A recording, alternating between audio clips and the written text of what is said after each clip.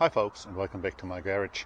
Today I'd like to talk to you about how I change my lighting circuits on my PUC to a 12 volt system. The same can be used of course also for an RL. Now this conversion wasn't developed by me but by Ewald back in Austria, and his website here is motelec.net. So before we get started, I quickly want to show you a few things on the SR wiring diagram. This is a simplified diagram of the standard SR wiring. I've got a few parts here in red, and I quickly want to talk about the existing charge circuit. So in the bottom left you've got your magneto, and it shows you the charging coil, as also the two light coil and the ignition coil, of course. None of that is changing, but what we're going to do, we're disconnecting the charging coil. We can actually take that out if we want to, and then we also get rid of all the red cables. So we're actually not using the red cables that come from the screw terminal up to the rectifier.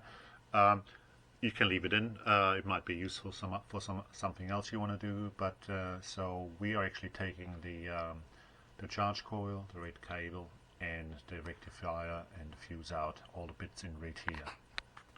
Right, so this picture now shows the same circuit diagram but without those parts. So the next thing is that we're going to add new parts, and you'll see how simple that actually is. So here are the new parts that you need for the conversion. So first of all, you got the Kokusan T90-LK3 12 volt regulator, and that is available from the Massink website in Holland. And the other thing you need to get is a couple of diodes, and these are just some standard 1N4007 diodes which you can pick up at pretty much every electronics store.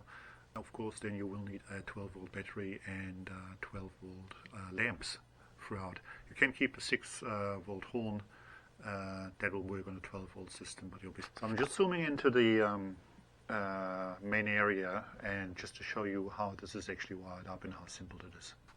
The only connections you have to make is a white cable to the battery connector on the main switch, and a yellow cable to terminal 51 of the main switch, which is the connection to the two light coils. Then of course there is a red cable coming from the other end of the two diodes, which goes to the AC sense connection in the top right of the 12 volt regulator, and then you got a brown cable which is connected to ground. Just a few comments on the connections 56, 57 and 58 of your main switch. 56 and 57 correspond to the positions of the light switch when they're turned either to the left or the right. So 56 connects to the terminal diagonally opposite, which is 51, and 57 again diagonally opposite to the battery. Terminal 58 will connect to the battery in either of these positions. So what we have here is that the main light is connected to terminal 56 because it has to be fed by the light coils. And on my diagram here I also have the speedo lamp connected to 56 as well. On terminal 58 I have the parking light as well as the tail light. So I have the parking light and the tail light on in both positions of the light switch. I've got nothing connected to terminal 57, so on that position again parking light and the tail light will be on. The other terminal of interest is terminal 15/54, and that's your switched battery power. You could choose to have your horn and your brake light connected to that, but then you have to run another cable back to the hood. But you could use, for example, that red cable that we just disconnected for that. So if you don't want to have your horn and brake light on permanently on battery power, then you could connect that to that terminal 15/54, which is your switched power. So now I'm going to show you how to wire up those cables that go to the regulator, and then put it in the headlamp, and then we're ready to go. Alright, so here are the extra components that we have to get. So for starters, we've got that Kokusan T90-LK3 12 volt regulator. And the other thing we need are those diodes that are shown here. So these are just standard 1N4007 diodes. I will solder up those diodes and make a little loom that will connect to the number 51 yellow connector on the switch, and we'll have a cable end at this end, and we'll have that red cable that goes to the back to the AC sense, it's called, of the Kokusan regulator. Right, here's just a quick shot of the cables before I soldered them up. You got the yellow cable, the right hand side that will go into the main switch, the left hand side will go into the regulator, and it will be soldered to these ends of the diodes, and I've connected the diodes up back to front, and then the red cable goes at the other side of the diodes and then also goes to the regulator.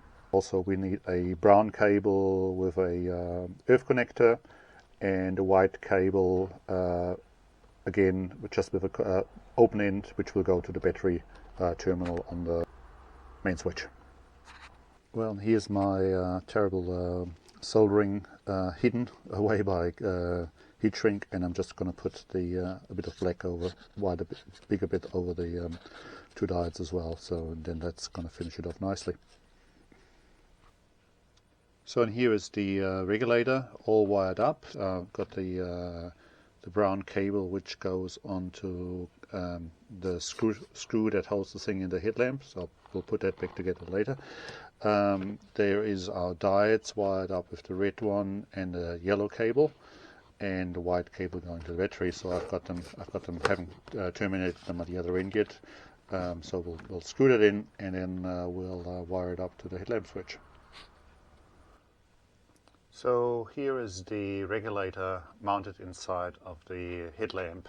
So I use the top screw hole that's normally used for the rectifier, and actually put a screw in from the back, and then I just can use a nut to hold down the regulator, and also got multiple earth wires connecting to here as well. One of them actually going back to the screw bosses for the leg shield. That'll give me a nice secure earthing to the frame as well. And I've got one cable coming to the headlamp, and one of course going to the headlight switch. And just here on the headlight switch, the main switch, you got the yellow cable from the regulator going in with the yellow cable from the generator, from the light coils, and then you got another the white cable from the regulator going to the white battery cable on the main switch as well. And that's all there is to do. So I'm using 35 watt headlamps because I found they give me plenty of light, and they also leave the regulator enough power to charge the battery. So I hope you found this video useful. Let me know in the comments, and thanks for watching, and we'll see you again next time. Cheers, bye.